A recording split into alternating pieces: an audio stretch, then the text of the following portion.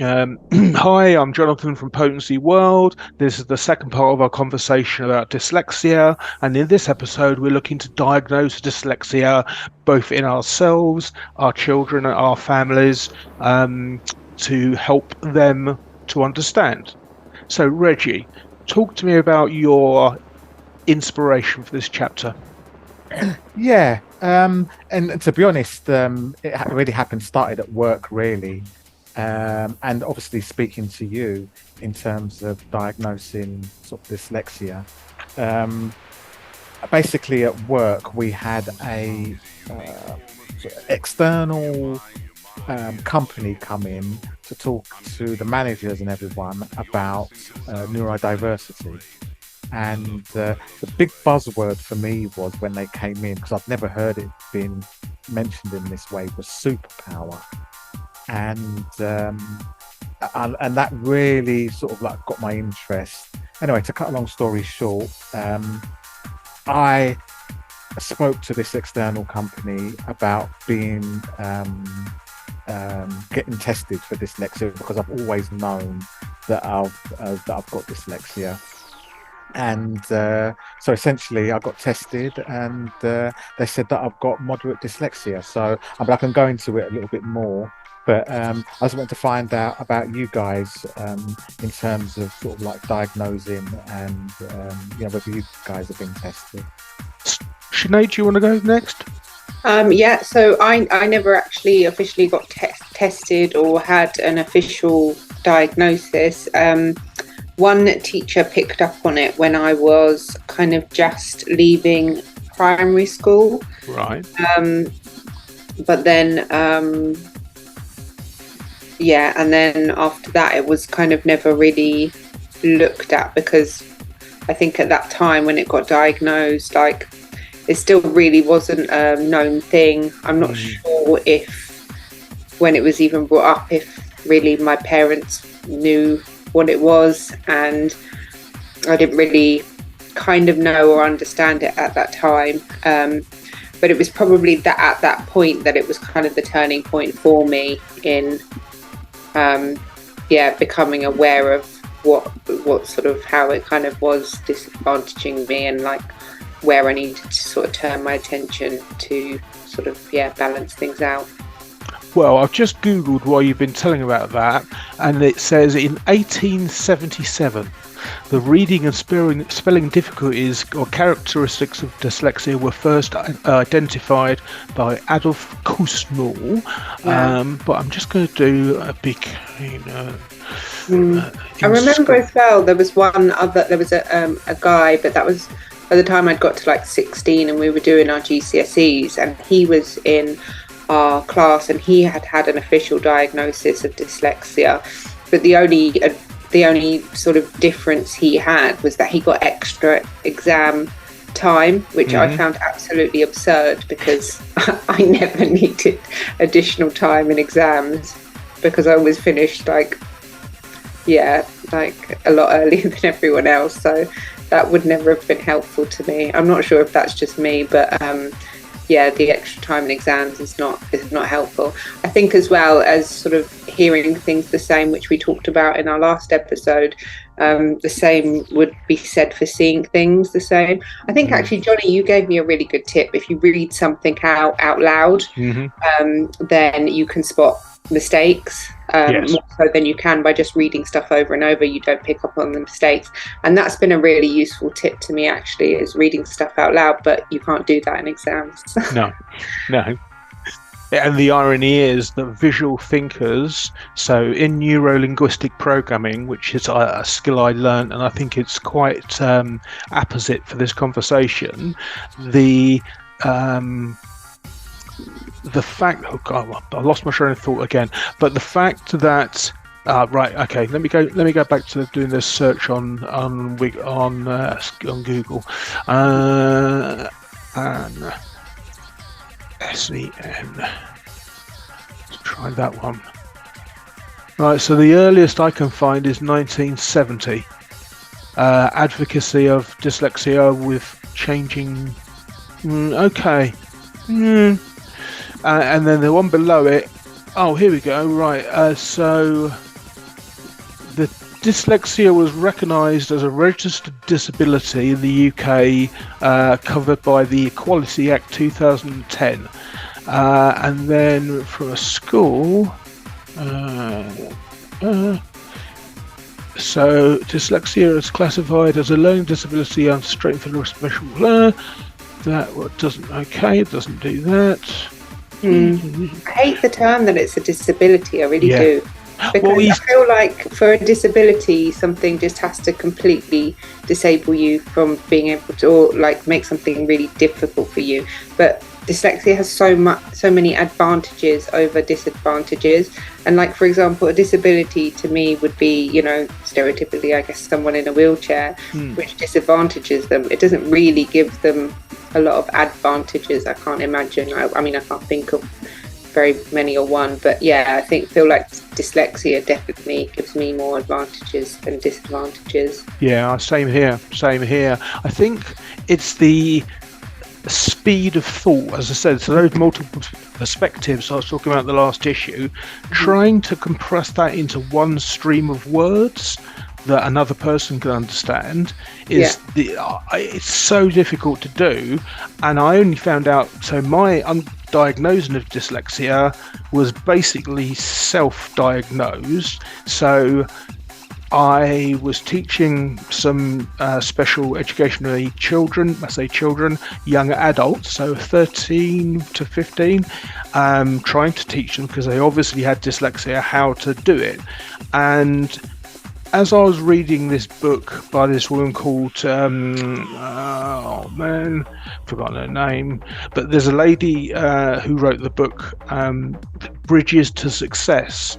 And in that book, it sort of says, okay, what you need to do is to teach them visual learning, which doesn't mean the vision's outside. So a lot of people in schools currently think that visual learning means using a screen or something like that, or even being outside, whereas what it really should be down to is how you process the world. So I keep on hearing this thing about no one is skilled in critical thinking, or anti-factional. There's a word that's like the opposite. Counterfactual is the word. So counterfactual is allowing yourself to look at a completely opposite view from your own and not be concerned about it. So I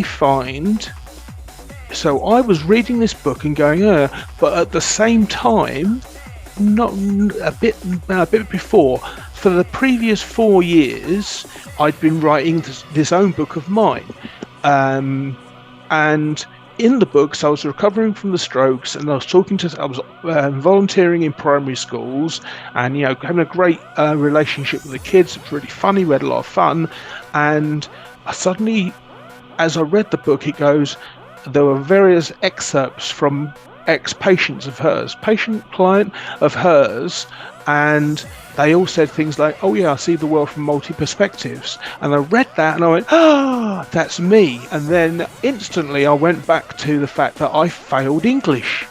So I got a 1 we were the first year to do GCSEs. I got a 1 for the English oral, and I got an F for the English writing. Absolute failure. I mean, literally, but yet my intelligence was obvious, but my interest in school very, very poor. And it wasn't really the diagnosis that did it for me. It was so there's a phrase that people are either radiators or drains. And for me, most people, as lovely as they are drains, because they don't seem to be able to, and Sinead and Reggie referred to it earlier, the problem solving that dyslexics can do. And so I'm reading this book, realised I failed English, and I was seeing at the cinema Assassin's Creed, it's off a video game, and I went, after that we went out to my dad's for a cup of tea, And he goes, "Oh yeah, how you doing?" I said, "Yeah, it's very interesting. I'm reading this book at the moment about visual spelling, and I was at this film." And he goes, "Okay," and he says, "Spell the word assassin," and I won't do it now because I'll get it wrong almost certainly. but basically, I did it perfectly. And the reason is because I'd seen it written on the trailers and everything, whilst reading a book about visual spelling, and knowing that, oh, I'm a visual learner, so I put the image of the word in my mind, and bang, straight away. And the skill I learnt, I was only able to teach 18 children how to overcome their dyslexia, but the way is, I think it was on the previous episode, we're talking about 5-6-year-olds. If you can get a child at 5 and 6 and get them to use the correct strategy for whatever they're doing, it will change your life. And of all the children I taught, this technique, interrupt me when you want to, but this technique is basically, what you do is you say, okay, think of a giraffe. And they go, okay, thinking of a giraffe. You go, okay, so tell me about that giraffe. Where is he? What's he doing? Or where is she? What's she doing? And they'll go, well, it's in the jungle. I'm not going to be in the jungle, but on the plains of Africa, and really dry country, and they're munching on leaves, and okay, it's mostly sand, and you might see camels. Okay, so now take your giraffe and just get him to stand on his own. They go, okay, we've done that. And then you go, where is your giraffe? If you push it out of your head through your eyes, where's the picture? And the picture is always either left or right, up or looking. So looking up, left or right. It varies from person to person, but basically looking up one way is visual learning, and looking up the other way is visual remembering.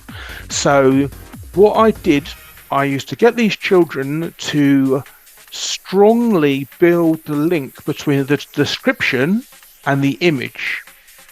So then what you do is you'd write the word giraffe on a post-it note, and for some bizarre reason purple is the best colour, and you find in their field of vision, you move this bit of post-it note with the word around, probably, so it's typically 4 to 5 feet away, and you sort of have to move it around because you're looking to put the picture where their picture of the giraffe is.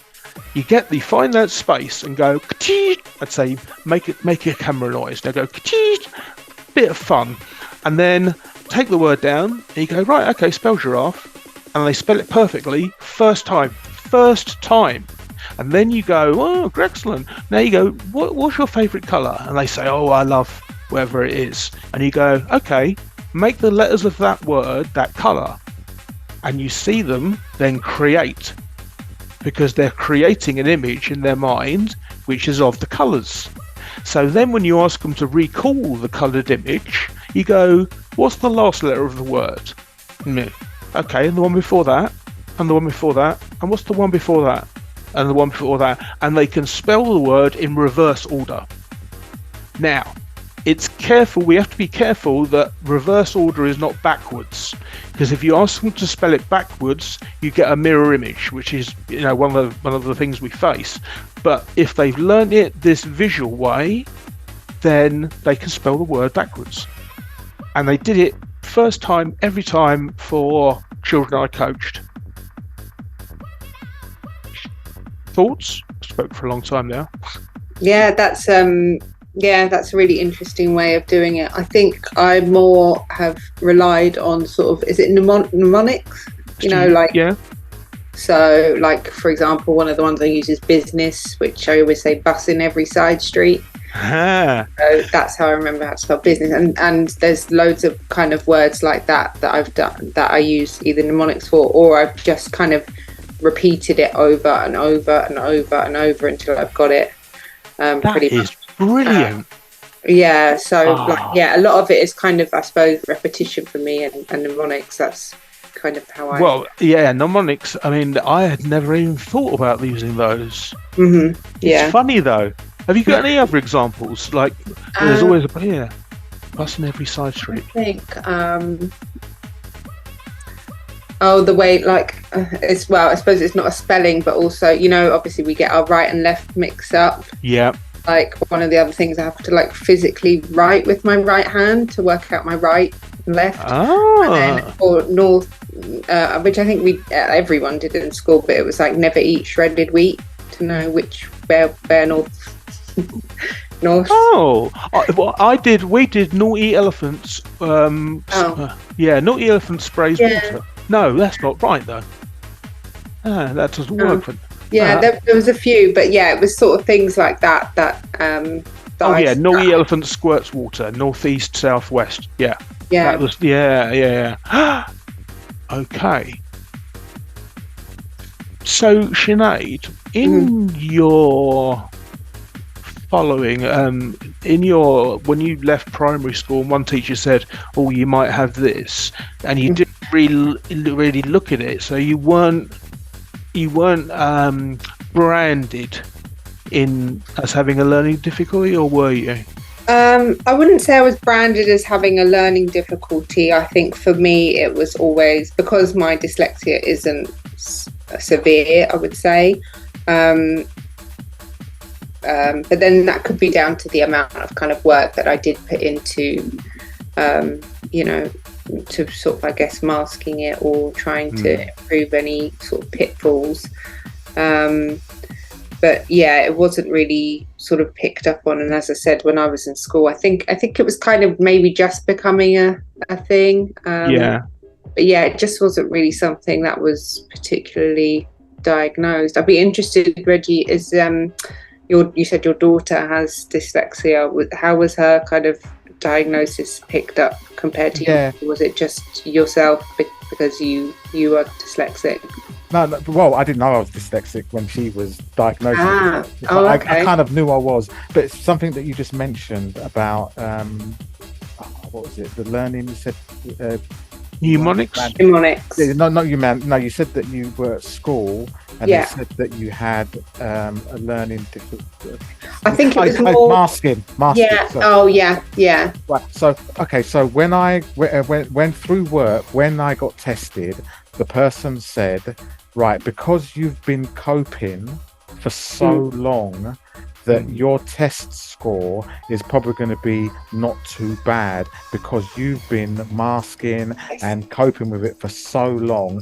If you had this done, I don't know, 20, 30, 40 years ago, your dyslexic rate is probably going to be higher than it is now. And because over the years, we've learned to cope. We've learned to mask. We've learned to have strategies ourselves. So that's one thing she did say. She said that it's probably not going to be as high as you think it is, but it's because of the coping strategies that you've used. So when I got when I did the test, they came back and said that I'm 75% dyslexic, which I was shocked. I didn't think it was going to be that high, right? But the psychology of taking the dyslexic test I'm thinking, right, if this doesn't come back as I'm dyslexic, I must be really stupid. And that was the thing that I thought. I thought if I don't get diagnosed as dyslexic, what is wrong with me then? So it was kind of bittersweet that I got diagnosed with dyslexia. So it confirmed everything that I've been going through throughout my whole life. So that was a kind of relief. And also I thought, it's higher than I thought.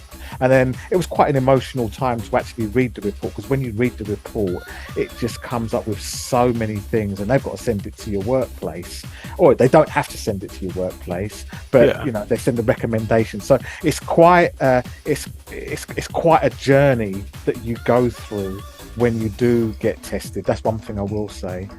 So the coping strategies we use, clearly the transferable skill in that is that problem solving is second nature to. So what did you imagine was going to be the rate, Reggie? Because I've never heard it scored as 75%. Well, yeah, it was. Yeah, I mean, in terms of I mean, it's a figure. It was moderate. So moderate. If it was moderate, then I think I can't remember what the other range was, but it was. The only reason why I remember 75% is because it said that was represented the moderate dyslexia. That's. But Right. yeah. So, but I think there's many tests that out there that that measure the level of dyslexia. So I mean, in terms of my daughter. When she was 15, her French teacher mentioned that she might be dyslexic because she wasn't, doing well in her French classes. So then the school tested her, and they said, "Oh yeah, you've got minor dyslexia." And it's funny what Sinead said. They basically all they gave her was extra 15 minutes in the exam. Yeah. And I'm not sure, like, whether that made a difference for her at all. I don't know. Yeah, if it's anything like me, I don't think so. And that was one of the reasons why I think in school I never really thought it would be worthwhile pushing for. If I could have got out of a class, I might have taken it, but not for getting extra time. That's not what you want when you're in school. But yeah, I think for me as well, it was just the fear, I guess, of being kind of deemed lazy or stupid. Really pushed me from a young age to really just mask and work hard, come up with my own coping strategies, and I think that's just the way that kind of I guess I've got to where I am today with it. I mean, when she was 18, my daughter, they had to, in order to go to university, she had to take she had to see, was it an educational psychologist, because the school test that they diagnosed her it wouldn't have covered university, so she had to go, and I can't remember whether she had to pay for it or we had to pay for it or not, whether it was, I can't remember. Anyway, so once they diagnosed professionally dyslexia, then she got basically still extra time in the exams, but more importantly, they offered her a free laptop and other resources. Plus, also, she was allowed to take her exams using a laptop, so it wasn't written. For her, that was a massive game changer. Yeah. Massive. That would have been huge for me. Yeah, absolutely. Oh, she said that you can go back and rewrite some of the stuff and rub it all out, and not rub it out, but erase it all out and delete and stuff like that. She said she doesn't know why all exams are not like that.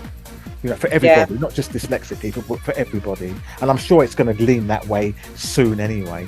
Yeah, pretty much. I think with the old COVID, sorry, Sinead, with the old COVID, we all got used to using laptops as a learning tool. So, yeah.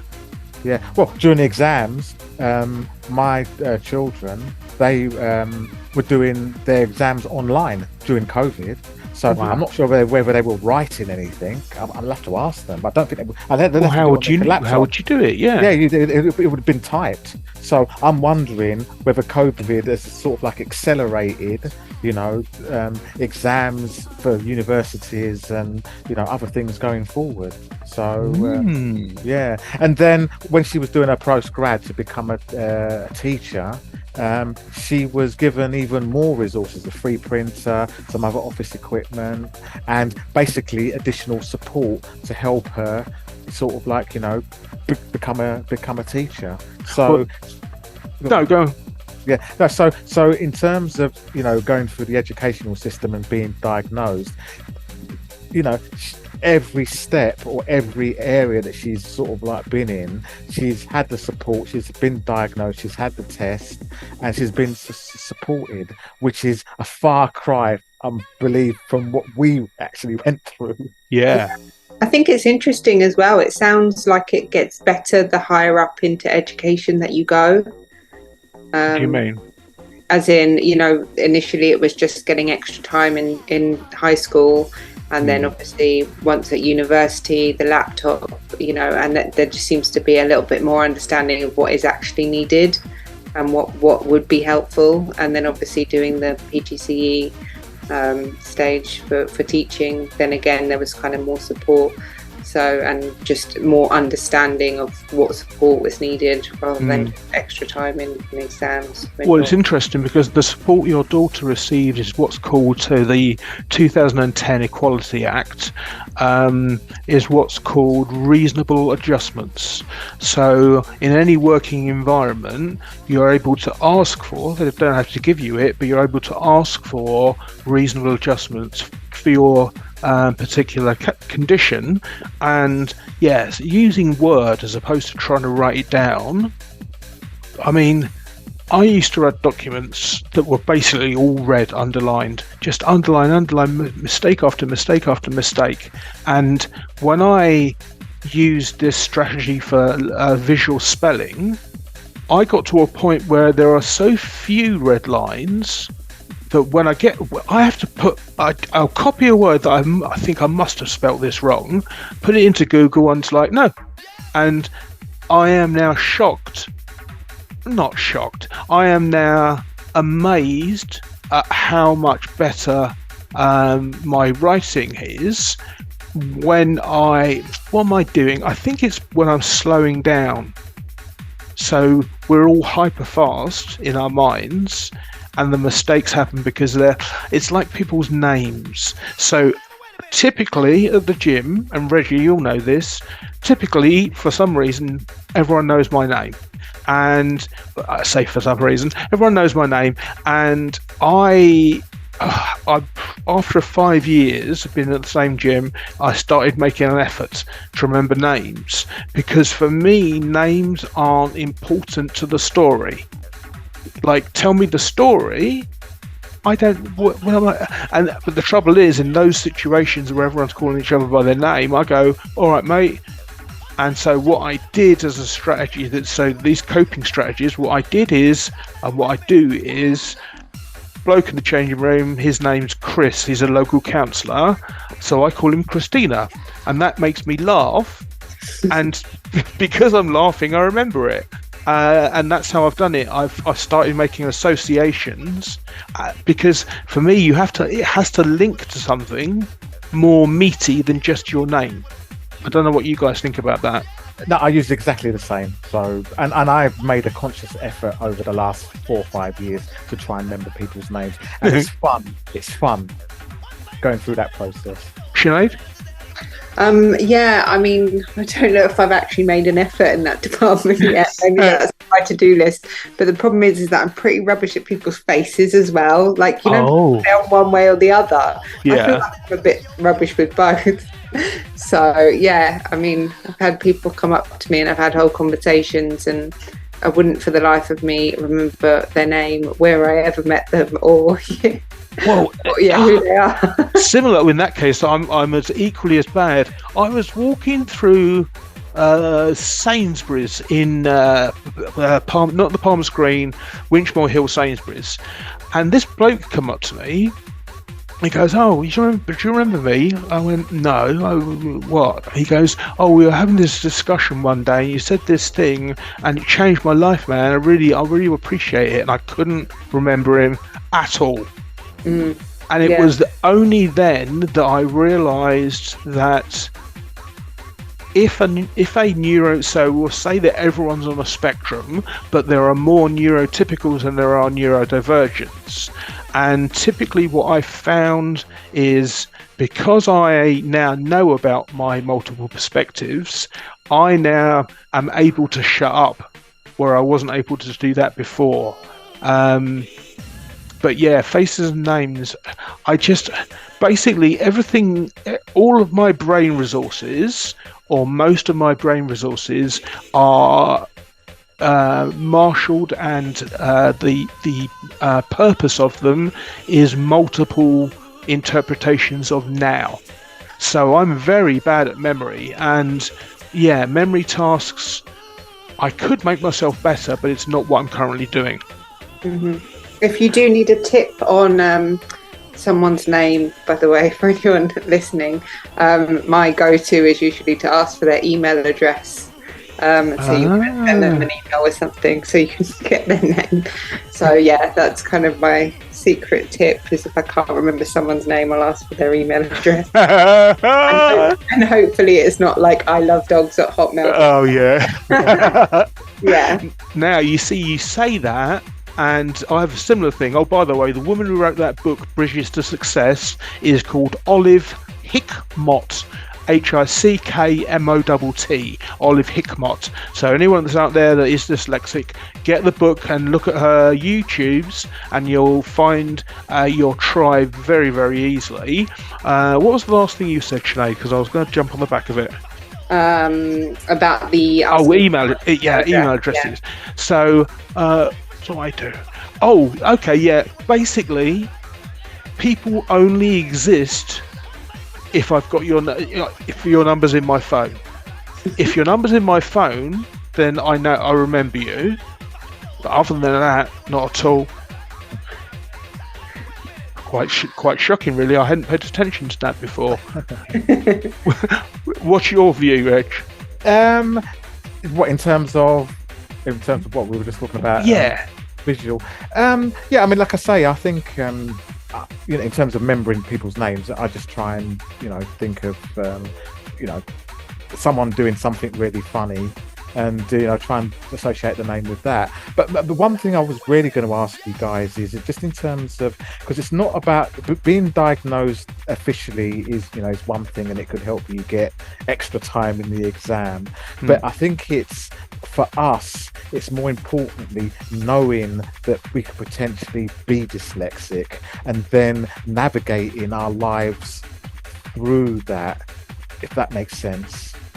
Sort of, but say it again. Yeah, I think I would just say though that it's as much as it is great to be diagnosed as dyslexic and having that understanding and that awareness, I do think though it's just important not to take away from it. Yeah, again, as we've touched on it already, but to just not take it away from it, that this is just a huge disadvantage to me, and not really knowing what to do or where to go with it. I definitely want people to get a dyslexia diagnosis and go, yeah, this is gonna this is gonna make my life better, because I'm going to be able to achieve so many things. Like, I feel like you're just limitless when it comes to having dyslexia with your opportunities in life, especially once you get kind of past the education system. That you can really come into your own and figure out what you're passionate about, and put your attention to that passion is going to be pretty amazing. So once you get the dyslexia diagnosis and you found what you're passionate about, I think life's going to be good. I think it helps you understand. For me, it's helped me understand a lot of things that I've gone through in my life, and it's so that's the reason why. Maybe that's the reason why. And I think for me, it's just given me, I don't know, it's given me peace knowing that all this time, things that I'm able to do. So that's the reason why I'm able to do this better than others. Oh, maybe that's the reason why I'm not so great at this. And it's just given me more clarity. So for me, whether I got diagnosed or not, I kind of knew I had it, but it was just, sort of like icing on the cake. Okay, tick it. Okay, I've been diagnosed with it. That's it. Yeah. So I mean, a very similar situation to me is what you're just saying, that the problem solving that we deal with, the way we mask it, gives us this incredible ability to problem solve in a way that most people that have been taught in a linear fashion, they can't do that, because to overcome a current paradigm, you need to be able to bounce from one end to the other.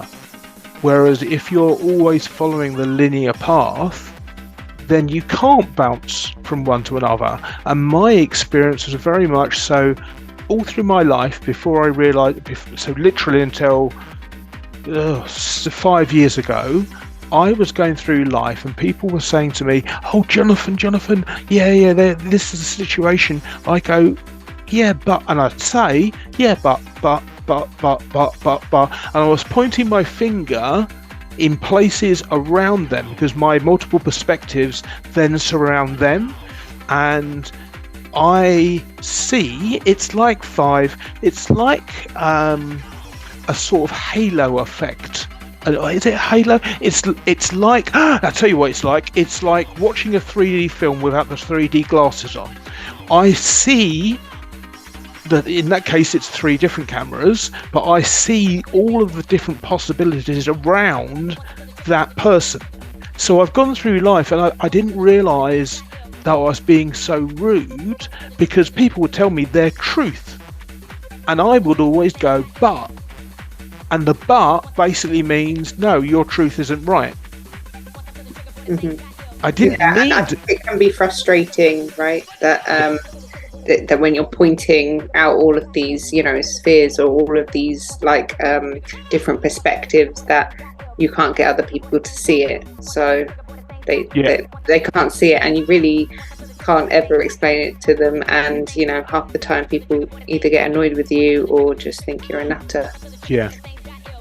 Yeah, and of course, in Sinead's case and my case, that is definitely true. We are nutters. I think that's fair to say, isn't it, Sinead? Yeah, absolutely. Yeah, absolutely. All right. Well, look, we're coming to the end of this episode. 3 minutes left on the clock. So, diagnosing dyslexia. Someone who's listening to this, Reggie, you're probably going to be the strongest on this. What kind of tools, techniques did you experience? I tell you what, like I said before, I think it's diagnosing is one thing, and it's not going to, you're not going to suddenly solve all your issues by being diagnosed. I think it's just really knowing that you potentially could be dyslexic, and that gives you a starting point for sort of like having your coping strategies and sort of like moving forward with your life, and recognizing that again it is a superpower, and you do some things better than others, and some things you're not going to be doing as great as others. And I think that's it. It's just your understanding and knowing that you've got it. I think that's the most important thing. So when you did the assessment through the company, what kind of things did they ask you or get you to do? It was most of it was online. Okay. Then some of it was just speaking to someone. It was reading from a passage and then doing comprehension. There was some of these, these tests that you do when you go to not isometric tests. I can't remember what they're called. Personality test, those kind of tests. It was a mixture. There was about 7 or 8 different blocks. I mean, for me, it was quite overwhelming. Just doing the 8 different blocks. You could do it in your own time, but there's so many ways of diagnosing it. That was just one way that this company did. There's so many other ways of doing it, but I think it's just really just understanding if you've got it, then you can navigate, and these may be the reasons why you do certain things that other people don't understand. What about now? You're adult and your child was adult. So what if you're a parent of a young child who's struggling in school? I mean, my advice is go to Olive Hickmott. You can search for her, you'll immediately find her. What advice would you give a parent of a child you think is struggling because of this? You have to go to the school. I think the schools are more geared up now than they were before. I think it's that simple. Makes sense. Sinead? Yeah, unfortunately, sometimes, when you think of diagnosis, you think cure, and there is no cure, because it's not, as I said, it's not really, in my mind anyway, a disability. I just think it's, as Reggie says, it kind of gives you that peace of mind that there are other people out there, you're not alone, there are lots of resources available. But everyone's different, and I think when you get that diagnosis and you do look at things that you find are sort of maybe holding you back in school or a disadvantage in the workplace, that you can kind of look at those things, and they're definitely sort of tools that are out there, and once you find your tool, you can basically turn that into an advantage. Like I said in a previous episode, reading for me, once I learned how to speed read, that turned into an advantage rather than a disadvantage. That is amazing stuff. Okay, well, if you've liked this show, then come back next month and we'll be covering in the next one. I'm sure we'll be covering. I'll tell you when we get there. But for now, Sinead, Reggie, thanks very much. Reggie, do you want to do your closeout? Yeah, no, I really enjoyed this conversation and I hope people get something from it. Cool. All right, we'll see you again, or you'll hear us again in a month's time. Thanks a lot.